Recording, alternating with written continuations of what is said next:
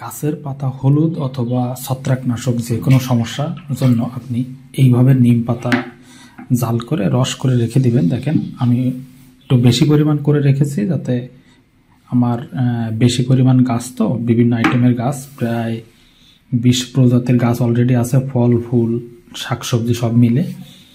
শাকে দেওয়ার দরকার নেই, আপনি সবজিতে এবং ফলের গাছগুলো যখন হলুদ হয়ে যাবে বুঝতে পারবেন যে ছত্রাকনাশকের আক্রমণ হয়েছে। তখন আপনি 100 গ্রাম পরিমাণ পাতা 1 লিটার পানি এইভাবে একটা পরিমাপ করে আপনি যদি 1 কেজি পাতা দেন তাহলে সেই পরিমাণ পানি দিবেন। মনে রাখবেন 100 গ্রামের মতো পাতা সাথে 1 লিটার পানি হবে। এটা আপনি 10 থেকে 15 মিনিট অথবা তার থেকে একটু বেশি জাল করতে পারেন, করে এইভাবে রেখে দিবেন। এখান থেকে 1 লিটার বোতলে আপনি 250 গ্রাম নেবেন, 250-র বেশি নেওয়ার দরকার নেই, পারলে আরো কম নেবেন। নিয়ে আপনি বাকিটা পানি ফিল আপ করে গাছের যেখানে সবুজ পাতা হয়ে যায় বা গাছের পাতা দেখবেন কোথাও কুকড়ে যাচ্ছে সেসব গাছগুলোতে আপনি স্প্রে করবেন। আর যে ফসলটাতে আপনি দেখবেন অতিরিক্ত হয়ে গেছে, অতিরিক্ত হলুদ হয়ে গেছে বা কুকড়ায় গেছে, সেক্ষেত্রে আপনার এই নিম পাতাতে ফলাফল পেতে গেলে দেরি হবে। সেক্ষেত্রে আপনি এই ওষুধটা ব্যবহার করতে পারেন।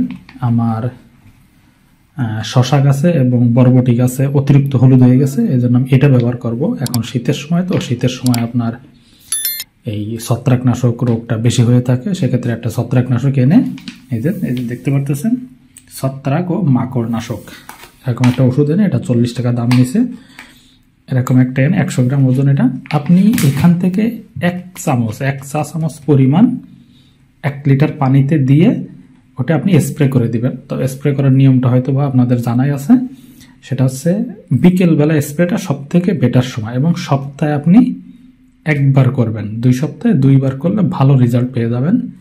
আর যদি আপনার কম থাকে সেক্ষেত্রে আপনি নিম পাতাটা ব্যবহার করবেন। আমি যেখানে কম আছে সেখানে নিম পাতাটা ব্যবহার করতেছি, যেখানে বেশি আছে সেখানে এটা দিব।